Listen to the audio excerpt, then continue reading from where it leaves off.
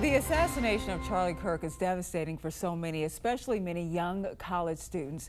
Kirk and his organization, Turning Point, had a major impact on their lives with college chapters really across the country. Joining us now to discuss Charlie's legacy is campus reform reporter Emily Sturge.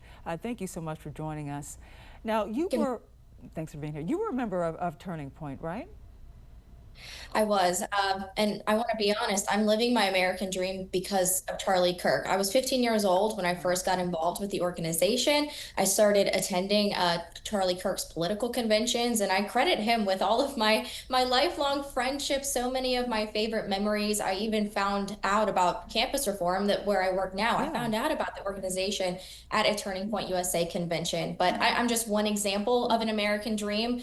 Because of Charlie Kirk, there are thousands of other students across the country who will say the exact same thing. When you're in Turning Point, did you have a chance to interact with him, get to know him? How did that all work? Absolutely did. I was an ambassador for the Hmm. organization. By the time I was 18, I was an ambassador, and so I was at events with Charlie. I I was in the same room as him countless times. He Yeah. interacted with us, and the best way I can describe it is Charlie Kirk almost was like an older sibling, or maybe like a cousin to a lot of us. We felt very connected to him. We would see him at these conventions a few times a year, and we always looked up to him in a way that you would look up to maybe a big cousin. I remember him getting engaged. I remember him getting married, having Wow. his children, and he really served as like a blueprint. Many of us looked at him and said, "Wow, we're just a few years behind, and we hope to accomplish those same So things." this is very close to you. This is very personal for you. What, Absolutely, what yeah. his legacy? Because we're seeing the reaction, especially from a lot of young Americans, whether it's signing up or just expressing their emotion. How has this impacted some of these Gen Z people who, like yourself, believed in Charlie Kirk and his message? Charlie Kirk gave Gen Z a voice, a platform, a community, a space to talk about conservative values when we didn't have that space in our classrooms. Okay. And free speech was pretty much dead. It's dead on our college campuses because professors silence so much of speech. They say that it's politically incorrect or offensive. And so Charlie Kirk brought free speech back to campuses when he set up those campus events right on those campus quads. Yeah. And students, left, right, or center, they would go line up just to ask him questions. Those were questions that they weren't allowed to ask in their college classrooms because they might be labeled as politically incorrect or offensive. And so he brought free speech back to campuses. And like I said, he gave conservative students, but really all students, a platform and a voice for these discussions that are so dire to our society. Do you know, so you were in the trenches, you saw how it all worked out. Did he change as many minds or open as many minds as we're now hearing for people who may not know a lot about Charlie Kirk? Did he really make that much of a difference from where you were sitting and standing? For people that don't know a lot about him, he might seem very far to the right. He might seem very conservative, Hmm.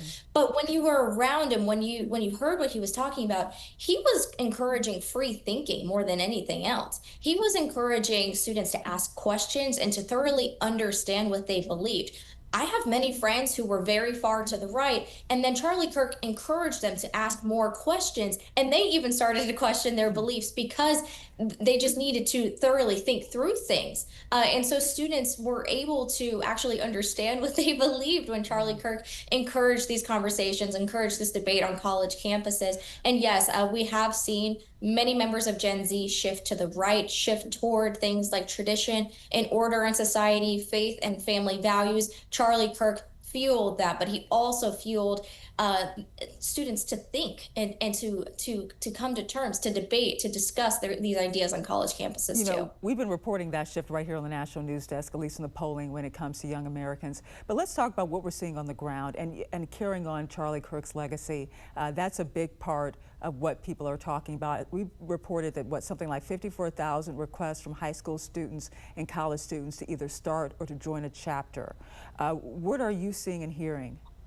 It's exactly what I'm seeing and hearing. Students are fighting to keep Charlie Kirk's legacy alive on college campuses.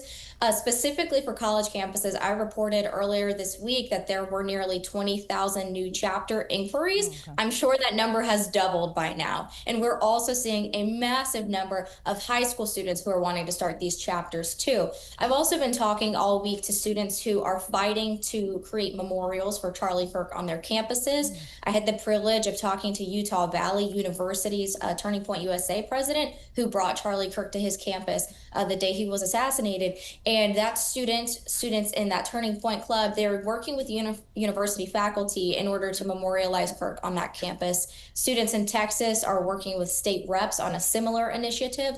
So from Utah to Texas, many other states too, students are fighting to keep his legacy alive through these memorials and through the clubs, of course. And his wife as well. I can't remember her exact words, but keeping it alive and making sure it still continues to roll on. How do you think that's going to work with his wife now being, I believe, the head of Turning Point? Yeah, many students were excited to see Erica Kirk was named as the new CEO of Turning Point. These events are going to continue. The number of tickets that have been sold for the December Phoenix Turning Point USA convention is unprecedented. They're expecting an absolutely massive turnout. I've been to these conventions so many times. I remember when it was just a few hundred students. Last December, I believe it was over 20,000 attendees at the convention. I've watched them grow over time, and now with the assassination of Charlie Kirk, it seems like these conventions are getting even bigger. Students are fired up. They're bringing his message of faith and family values, of conservatism to their college campuses, but they're also getting together at these conventions in December too. And let's bring it back to Charlie Kirk and his faith, his unwavering faith in the Lord. But he also had great faith, of course, in the next generation of leaders. But let's talk about his faith. Do you think that will be his lasting legacy? Of course, and that was what Charlie Kirk said that he wanted to be remembered for. When I think of Charlie Kirk, I think of an eternal optimist. He was very, very optimistic in young people when it felt like the rest of society wasn't. It seemed like the rest of society was telling us that our message, our voices weren't as important. We didn't deserve a seat at the table. But Charlie Kirk gave us that seat at the table. He told us that our voice, everything that we believed, was important. And that's why so many young people were excited to get involved in his organization, energized to spread their conservative values throughout their campuses. All right. Thank you so much for joining us. Campus Reform reporter Emily Sturge, thanks once again for being here. Thanks so much for having me.